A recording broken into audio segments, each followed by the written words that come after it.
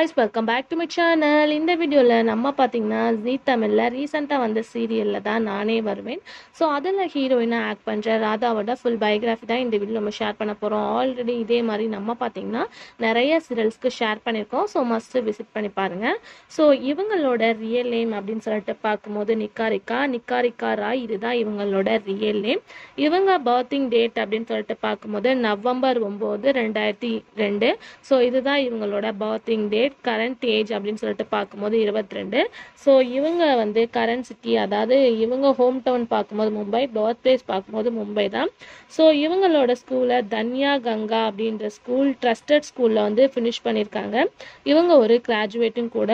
So இவங்க அம்மா பேர் வந்து டொலன் ராய், அப்பா பேர் வந்து மஹீர் ராய். ஸோ இதுதான் இவங்களோட ஃபேமிலி.